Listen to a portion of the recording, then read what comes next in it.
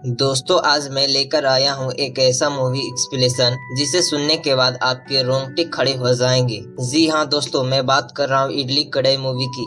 ये movie name सुनकर लगा कि कोई छोटी सी खाने पीने वाला मूवी होगा, लेकिन भाई देखने के बाद दिल उड़ा रो उठा। इसमें तो पूरा माँ बाप का भावना और अमीर घर की लड़की की प्यार की आत्मा भी इसमें समाई हुई है। ये मूवी देखकर हम लोग मान गए मोर्गन धनुष एक बड़ा एक्टर होने के साथ साथ बहुत गजब की डायरेक्टरी भी करते हैं। पूरा दुनिया हॉरर एक्शन जैसी फिल्म के पीछे भाग रही है, लेकिन हमारा हीरो मोर्गन पुरानी देशभक्ति परंपरा और माँ बाप का प्यार को साबित करने पर लगा है।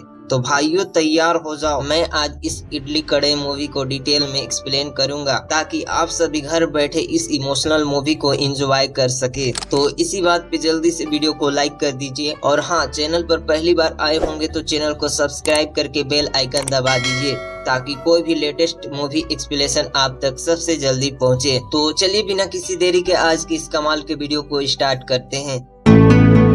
इसकी कहानी शुरू होती है एक छोटी सी गांव से, जहां हमारा हीरो मुरली रहता था। उसके पिता का एक छोटा सा इडली का दुकान है। वो रोज सुबह 3 बजे अपने घर से दुकान जाते हैं और वहां पहुंचकर इडली बनाते थे। सभी गांव वाले इडली खाकर बहुत तारीफ करते हैं। धीरे धीरे मुरली बड़ा होता है। वो अपने पिता से बात करता है कि दुकान को और जगह इसी नाम से फैलाया जाए, लेकिन उनके पिता काफी दयालु थे। वो कहते हैं मैं हर जगह इडली नहीं बना सकता। ये बात सुनकर मुरली नाराज होता है। वो गांव छोड़ने की निर्णय लेता है, जिसके बाद वो मद्रास चला जाता है। वो काफी पढ़ाई लिखाई करके तरह तरह के काम करके लोगों से कांटेक्ट बनाया और वो बैंकॉक के लिए वीजा हासिल करके बैंकॉक चला जाता है और वो एक बड़ी सी कंपनी में काम करने लगता है। फिर धीरे धीरे सेटल होता है। फिर कहानी में आती है ट्विस्ट। उसे कंपनी के मालिक की बेटी से प्यार हो जाता है और वे दोनों शादी करना चाहते हैं। मीरा के डैड भी शादी के लिए बहुत खुश दिखते हैं, लेकिन मीरा के भाई पूरा साइको है। यही बात होते ही देन तभी मुरली के पिता का देहांत हो जाता है। उसी समय मुरली बैंकॉक से अपने गांव आता है और पिता का अंतिम संस्कार करता है। इसके बाद उसे अपने पिता का बहुत याद आता है। वो कभी पुरानी दुकानों को देखता है तो कभी अपनी माँ को, लेकिन बैंकॉक में उसका शादी का डेट रखा गया था। मीरा उसे बार बार फोन कॉल करती और समझाती, लेकिन मुरली पिता का दर्द सहन नहीं कर पा रहा था। देन तभी उसकी माँ का भी देहांत हो गया। एक दर्द का जख्म खत्म नहीं हुआ था, मुरली के ऊपर से एक और बड़ी समस्या पैदा हो गई। ये सब देखकर मुरली टूट गया। देन तभी वे फैसला करता है कि दुकान बेचकर बैंकॉक चला जाऊंगा। वो जब सिग्नेचर के लिए जाता है तो उसकी दिमाग में अपने पिता का ख्याल आता है। पिता ने वादा किया था कि इडली की दुकान बंद नहीं होनी चाहिए। वो मुरली को पहले ही कह दिए थे कि बेटा खाना दो दान नहीं, मेहनत से खाओ मेहनत से कमाओ, इसी में खुश रहो।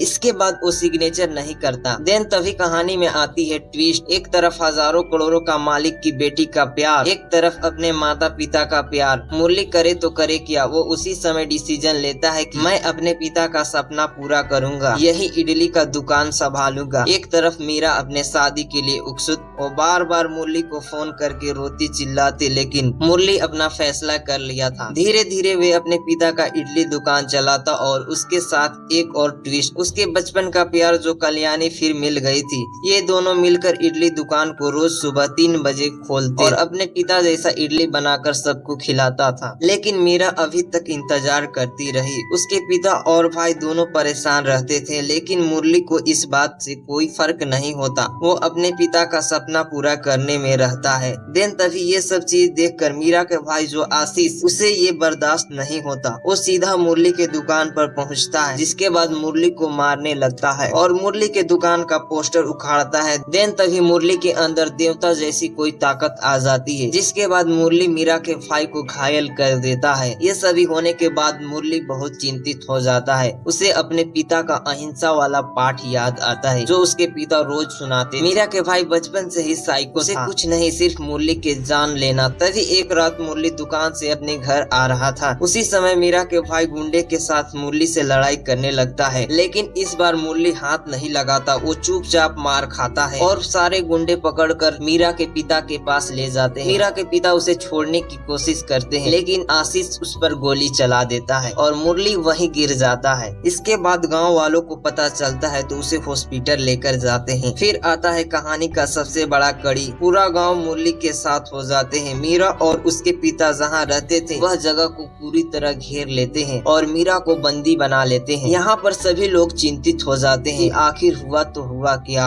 एक तरफ मुरली हॉस्पिटल में, दूसरी तरफ मीरा के परिवार। तभी मुरली को होश आता है। वो बोलता है कि मुझे गोली इन्होंने नहीं मारी। ये बात सुनकर मीरा के पिता और भाई शौक हो जाते हैं। मुरली धीरे धीरे ठीक होता है और फिर से अपनी दुकान को पहले जैसा कंट्रोल करता है। लेकिन मीरा के पिता के दिमाग में कुछ अलग खेल चल रहा था। उसे मुरली के इडली शॉप को खत्म करना था। वो पुलिस से बातचीत करके उसकी दुकान कागजात दिखाने को कहता है, बट पुलिस वाला भी मुरली का ही आदमी। वो उसके पिता का कर्जा उतारता है जो उसने बचपन से बिना पैसे का इडली खाया। वो मीरा के फैमिली से कहता है मुरली के पास सभी कागजात हैं। तभी मीरा के भाई आशीष गुस्सा होकर पुलिस कॉलर पकड़ लेता है, लेकिन पुलिस भी कोई कम नहीं। वो अपना गांव का साथ नहीं छोड़ सकता। ये सब चल ही रहा था कि मुरली के ऊपर एक और समस्या खड़ा हो जाता है। कल्याणी जो मुरली से बेहद प्यार करती थी, उसके पीछे गाँव का मुन्ना पड़ जाता है। मुन्ना रात के अंधेरे में मुरली के घर जाकर उसे मारने की कोशिश करता है। एक तरफ पूरा गाँव लड़ रहे हैं, दूसरी तरफ अश्विन मुरली के दुकान में आग लगा देता है। सारा चीज जलकर राख हो गया, केवल एक चीज बची, मुरली के पिता का लिखा हुआ वचन। हिंसा सब कुछ खत्म कर सकता है।